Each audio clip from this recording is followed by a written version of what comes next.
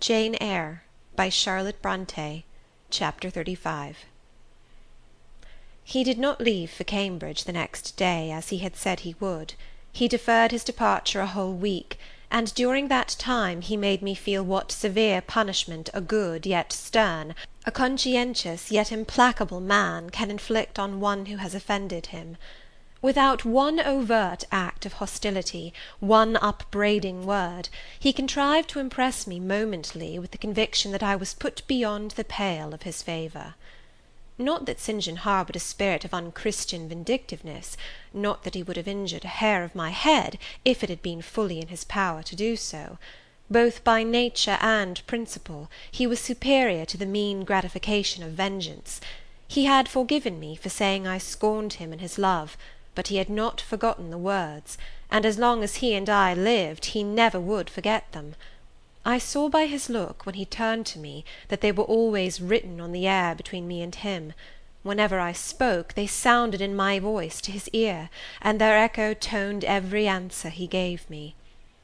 He did not abstain from conversing with me. He even called me as usual each morning to join him at his desk, and I fear the corrupt man within him had a pleasure unimparted to, and unshared by, the pure Christian, in evincing with what skill he could, while acting and speaking apparently just as usual, extract from every deed and every phrase the spirit of interest and approval which had formerly communicated a certain austere charm to his language and manner. To me he was in reality become no longer flesh, but marble. His eye was a cold, bright, blue gem, his tongue a speaking instrument, nothing more. All this was torture to me, refined, lingering torture. It kept up a slow fire of indignation and a trembling trouble of grief, which harassed and crushed me altogether.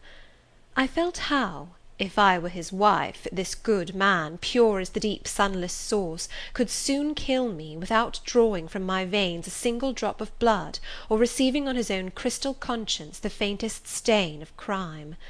Especially I felt this when I made any attempt to propitiate him. No ruth met my ruth. He experienced no suffering from estrangement, no yearning after reconciliation; and though more than once my fast-falling tears blistered the page over which we both bent, they produced no more effect on him than if his heart had been really a matter of stone or metal. To his sisters, meantime, he was somewhat kinder than usual, as if afraid that mere coldness would not sufficiently convince me how completely I was banished and banned, he added the force of contrast; and this, I am sure, he did not by force, but on principle. The night before he left home, happening to see him walking in the garden about sunset, and remembering as I looked at him that this man, alienated as he now was, had once saved my life, and that we were near relations, I was moved to make a last attempt to regain his friendship. I went out and approached him as he stood leaning over the little gate. I spoke to the point at once. "St. John, I am unhappy because you are still angry with me. Let us be friends." "I hope we are friends," was the unmoved reply, while he stood watching the rising of the moon, which he had been contemplating as I approached. "No, St. John, we are not friends as we were. You know that." "Are we not? That is wrong. For my part, I wish you no ill, and all good." "I believe you, St. John, for I am sure you are incapable of wishing any one ill. But as I am your kinswoman, I should desire somewhat more of affection than that sort of general philanthropy you extend to mere strangers." "Of course," he said, "your wish is reasonable, and I am far from regarding you as a stranger." This, spoken in a cool, tranquil tone, was mortifying and baffling enough. Had I attended to the suggestions of pride and ire, I should immediately have left him, but something worked within me more strongly than those feelings could. I deeply venerated my cousin's talent and principle. His friendship was of value to me. To lose it tried me severely. I would not so soon relinquish the attempt to reconquer it. "Must we part in this way, St. John? And when you go to India, will you leave me so, without a kinder word than you have yet spoken?" He now turned quite from the moon, and faced me. "When I go to India, Jane, will I leave you? What? Do you not go to India?" You said I could not unless I married you. And you will not marry me? You adhere to that resolution? Reader, do you know, as I do, what terror those cold people can put into the ice of their questions? How much of the fall of the avalanches in their anger, of the breaking up of the frozen sea in their displeasure? No, St. John, I will not marry you. I adhere to my resolution. The avalanche had shaken and slid a little forward, but it did not yet crash down. Once more, why this refusal? He asked. Formerly, I answered, because you did not love me. Now, I reply, because you almost hate me. If I were to marry you, you would kill me. You are killing me now. His lips and cheeks turned white, quite white. I should kill you. I am killing you. Your words are such as ought not to be used, violent, unfeminine, and untrue. They betray an unfortunate state of mind. They merit severe reproof. They would seem inexcusable, but that it is the duty of man to forgive his fellow even until 77 times. I had finished the business now. While earnestly wishing to erase from his mind the trace of my former offence, I had stamped on that tenacious surface another and far deeper impression. I had burnt it in. Now you will indeed hate me, I said. It is useless to attempt to conciliate you.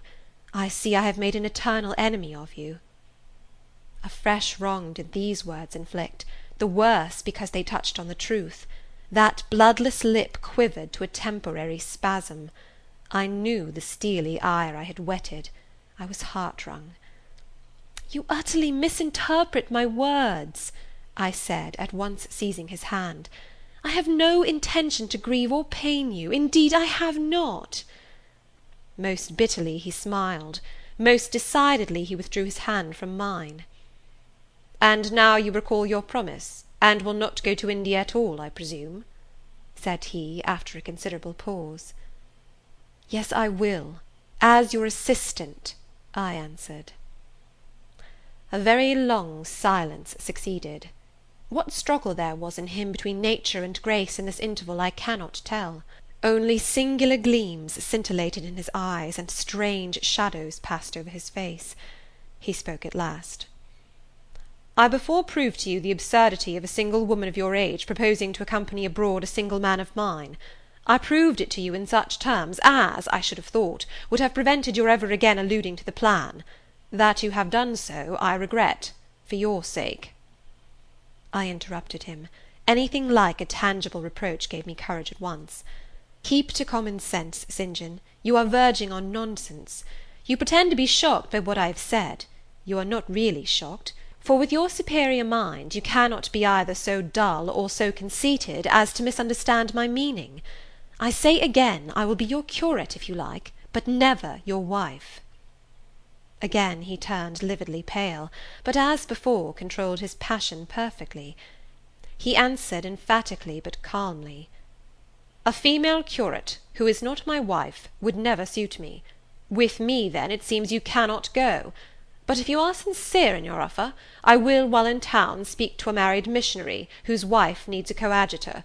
Your own fortune will make you independent of the Society's aid, and thus you may still be spared the dishonour of breaking your promise and deserting the band you engaged to join. Now I never had, as the reader knows, either given any formal promise or entered into any engagement, and this language was all much too hard and much too despotic for the occasion. I replied, There is no dishonour, no breach of promise, no desertion in the case. I am not under the slightest obligation to go to India, especially with strangers. With you I would have ventured much, because I admire, confide in, and as a sister I love you. But I am convinced that, go when and with whom I would, I should not live long in that climate. Ah, you are afraid of yourself, he said, curling his lip. I am. God did not give me my life to throw away, and to do as you wish me would, I begin to think, be almost equivalent to committing suicide. Moreover, before I definitively resolve on quitting England, I will know for certain whether I cannot be of greater use by remaining in it than by leaving it. What do you mean? It would be fruitless to attempt to explain, but there is a point on which I have long endured painful doubt, and I can go nowhere till by some means that doubt is removed. I know where your heart turns, and to what it clings. The interest you cherish is lawless and unconsecrated. Long since you ought to have crushed it. Now you should blush to allude to it. You think of Mr. Rochester." It was true. I confessed it by silence. "Are you going to seek Mr. Rochester?" "I must find out what has become of him." "It remains for me, then," he said, "to remember you in my prayers, and to entreat God for you in all earnestness that you may not indeed become a castaway. I had thought I recognized in you one of the chosen, but God sees not as man sees. His will be done." He opened the gate, passed through it, and strayed away down the glen. He was soon out of sight.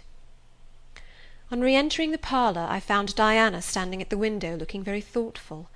Diana was a great deal taller than I. She put her hand on my shoulder, and stooping, examined my face. "Jane," she said, "you are always agitated and pale now. I am sure there is something the matter. Tell me what business St. John and you have on hands. I have watched you this half hour from the window. You must forgive my being such a spy, but for a long time I have fancied I hardly know what. St. John is a strange being." She paused. I did not speak. Soon she resumed. "That brother of mine cherishes peculiar views of some sort respecting you, I am sure. He has long distinguished you by a notice and interest he never showed to any one else. To what end? I wish he loved you. Does he, Jane?" I put her cool hand to my hot forehead. "No, Di, not one whit." "Then why does he follow you so with his eyes, and get you so frequently alone with him, and keep you so continually at his side? Mary and I had both concluded he wished you to marry him." "He does. He has asked me to be his wife." Diana clapped her hands. "Oh, that is just what we hoped and thought! And you will marry him, Jane, won't you? And then he will stay in England." "Far from that, Diana. His sole idea in proposing to me is to procure a fitting fellow labourer in his Indian toils." "What? He wishes you to go to India?" "Yes." "Madness!" she exclaimed. "You would not live 3 months there, I am certain. You never shall go. You have not consented, have you, Jane?" "I have refused to marry him." "And have consequently displeased him?" she suggested. "Deeply. He will never forgive me, I fear. Yet I offered to accompany him as his sister." "It was frantic folly to do so, Jane.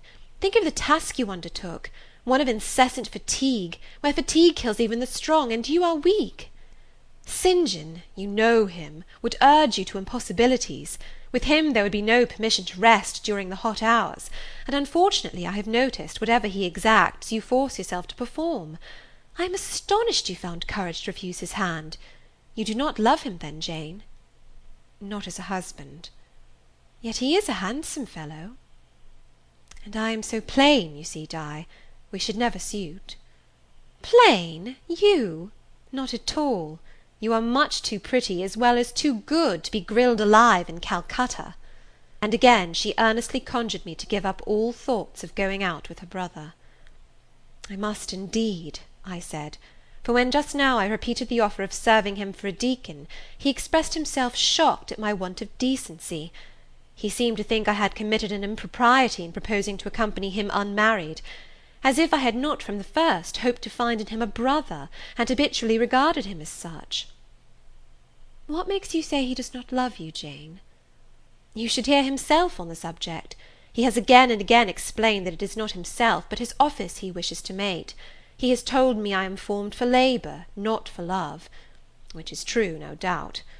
But in my opinion, if I am not formed for love, it follows that I am not formed for marriage. Would it not be strange, Di, to be chained for life to a man who regarded one but as a useful tool?" "Insupportable, unnatural, out of the question." "And then," I continued, "though I have only sisterly affection for him now, yet, if forced to be his wife, I can imagine the possibility of conceiving an inevitable, strange, torturing kind of love for him, because he is so talented, and there is often a certain heroic grandeur in his look, manner, and conversation. In that case my lot would become unspeakably wretched. He would not want me to love him, and if I showed the feeling, he would make me sensible that it was a superfluity, unrequired by him, unbecoming in me. I know he would. "And yet St. John is a good man," said Diana. "He is a good and a great man, but he forgets, pitilessly, the feelings and claims of little people in pursuing his own large views. It is better, therefore, for the insignificant to keep out of his way, lest in his progress he should trample them down. Here he comes. I will leave you, Diana." And I hastened upstairs as I saw him entering the garden. But I was forced to meet him again at supper. During that meal he appeared just as composed as usual. I had thought he would hardly speak to me, and I was certain he had given up the pursuit of his matrimonial scheme. The sequel showed I was mistaken on both points. He addressed me precisely in his ordinary manner, or what had of late been his ordinary manner, one scrupulously polite. No doubt he had invoked the help of the Holy Spirit to subdue the anger I had roused in him, and now believed he had forgiven me once more. For the evening reading before prayers, he selected the 21st chapter of Revelation. It was at all times pleasant to listen while from his lips fell the words of the Bible. Never did his fine voice sound at once so sweet and full, never did his manner become so impressive in its noble simplicity, as when he delivered the oracles of God. And to-night that voice took a more solemn tone, that manner a more thrilling meaning, as he sat in the midst of his household circle, the May moon shining in through the uncurtained window, and rendering almost unnecessary the light of the candle on the table. As he sat there, bending over the great old Bible, and described from its page the vision of the new heaven and new earth, told how God would come to dwell with men, how he would wipe away all tears from their eyes, and promised that there should be no more death, neither sorrow nor crying, nor any more pain, because the former things were passed away. The succeeding words thrilled me strangely as he spoke them, especially as I felt, by the slight, indescribable alteration in sound, that in uttering them his eye had turned on me. "He that overcometh shall inherit all things, and I will be his God, and he shall be my son. But," was slowly, distinctly read, "the fearful, the unbelieving, etc., shall have their part in the lake which burneth with fire and brimstone, which is the second death." Henceforward I knew what fate St. John feared for me. A calm subdued triumph, blent with a longing earnestness, marked his enunciation of the last glorious verses of that chapter. The reader believed his name was already written in the Lamb's book of life, and he yearned after the hour which should admit him to the city to which the kings of the earth bring their glory and honour, which has no need of sun or moon to shine in it, because the glory of God lightens it, and the Lamb is the light thereof. In the prayer following the chapter, all his energy gathered, all his stern zeal woke. He was in deep earnest, wrestling with God, and resolved on a conquest. He supplicated strength for the weak-hearted, guidance for wanderers from the fold, a return, even at the 11th hour, for those whom the temptations of the world and the flesh were luring from the narrow path. He asked, he urged, he claimed the boon of a brand snatched from the burning. Earnestness is ever deeply solemn. First, as I listened to the prayer, I wondered at his. Then, when it continued and rose, I was touched by it, and at last awed. He felt the greatness and goodness of his purpose so sincerely, others who heard him plead for it could not but feel it too. The prayer over, we took leave of him. He was to go at a very early hour in the morning. Diana and Mary, having kissed him, left the room, in compliance, I think, with a whispered hint from him. I tendered my hand, and wished him a pleasant journey. "Thank you, Jane. As I said, I shall return from Cambridge in a fortnight. That space, then, is yet left to you for reflection. If I listened to human pride, I should say no more to you of marriage with me. But I listen to my duty, and keep steadily in view my very first aim, to do all things to the glory of God. My Master was long-suffering, so will I be. I cannot give you up to perdition as a vessel of wrath. Repent, resolve, while there is yet time. Remember, we are bid to work while it is day, warned that the night cometh when no man shall work. Remember the fate of Dives, who had his good things in this life. God give you strength to choose that better part which shall not be taken from you." He laid his hand on my head as he uttered the last words. He had spoken earnestly, mildly. His look was not indeed that of a lover beholding his mistress, but it was that of a pastor recalling his wandering sheep, or better, of a guardian angel watching the soul for which he is responsible. All men of talent, whether they be men of feeling or not, whether they be zealots or aspirants or despots, provided only they be sincere, have their sublime moments when they subdue and rule. I felt veneration for St. John, veneration so strong that its impetus thrust me at once to the point I had so long shunned. I was tempted to cease struggling with him, to rush down the torrent of his will into the gulf of his existence, and there lose my own. I was almost as hard beset by him now as I had been once before, in a different way, by another. I was a fool both times. To have yielded then would have been an error of principle; to have yielded now would have been an error of judgment. So I think at this hour, when I look back to the crisis through the quiet medium of time, I was unconscious of folly at the instant. I stood motionless under my hierophant's touch. My refusals were forgotten, my fears overcome, my wrestlings paralyzed. The impossible, i.e. my marriage with St. John, was fast becoming the possible. All was changing utterly with a sudden sweep. Religion called, angels beckoned, God commanded, life rolled together like a scroll, death's gates opening, showed eternity beyond. It seemed that for safety and bliss there, all here might be sacrificed in a second. The dim room was full of visions. "Could you decide now?" asked the missionary.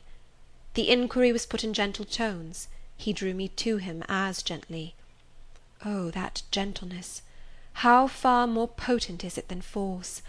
I could resist St. John's wrath. I grew pliant as a reed under his kindness. Yet I knew all the time, if I yielded now, I should not the less be made to repent, some day, of my former rebellion. His nature was not changed by 1 hour of solemn prayer; it was only elevated. "I could decide if I were but certain," I answered. "Were I but convinced that it is God's will I should marry you, I could vow to marry you here and now, come afterwards what would." "My prayers are heard," ejaculated St. John. He pressed his hand firmer on my head, as if he claimed me; he surrounded me with his arm, almost as if he loved me. I say almost, I knew the difference, for I had felt what it was to be loved. But like him, I had now put love out of the question, and thought only of duty. I contended with my inward dimness of vision, before which clouds yet rolled. I sincerely, deeply, fervently longed to do what was right, and only that. Show me the path," I entreated of heaven. I was excited more than I had ever been, and whether what followed was the effect of excitement the reader shall judge. All the house was still, for I believe all except St. John and myself were now retired to rest. The one candle was dying out. The room was full of moonlight. My heart beat fast and thick. I heard its throb. Suddenly it stood still to an inexpressible feeling that thrilled it through, and passed at once to my head and extremities. The feeling was not like an electric shock, but it was quite as sharp, as strange, as startling. It acted on my senses as if their utmost activity hitherto had been but torpor, from which they were now summoned and forced to wake. They rose expectant. Eye and ear waited while the flesh quivered on my bones. "What have you heard? What do you see?" asked St. John. I saw nothing, but I heard a voice somewhere cry, "Jane! Jane! Jane!" Nothing more. "Oh, God! What is it?" I gasped. I might have said, "Where is it?" for it did not seem in the room, nor in the house, nor in the garden. It did not come out of the air, nor from under the earth, nor from overhead. I had heard it. Where or whence, forever impossible to know. And it was the voice of a human being, a known, loved, well-remembered voice, that of Edward Fairfax Rochester, and it spoke in pain and woe, wildly, eerily, urgently. "I am coming!" I cried. "Wait for me! Oh, I will come!" I flew to the door and looked into the passage. It was dark. I ran out into the garden. It was void. "Where are you?" I exclaimed. The hills beyond Marsh Glen sent the answer faintly back. Where are you?" I listened. The wind sighed low in the firs. All was moorland loneliness and midnight hush. "Down, superstition!" I commented, as that spectre rose up black by the black yew at the gate. "This is not thy deception, nor thy witchcraft. It is the work of nature. She was roused, and did no miracle, but her best." I broke from St. John, who had followed and would have detained me. It was my time to assume ascendancy. My powers were in play and in force. I told him to forbear question or remark. I desired him to leave me. I must and would be alone. He obeyed at once. Where there is energy to command well enough, obedience never fails.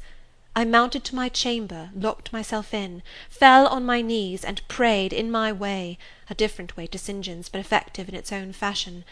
I seemed to penetrate very near a mighty spirit, and my soul rushed out in gratitude at his feet. I rose from the thanksgiving, took a resolve, and lay down, unscared, enlightened, eager but for the daylight. End of Chapter 35.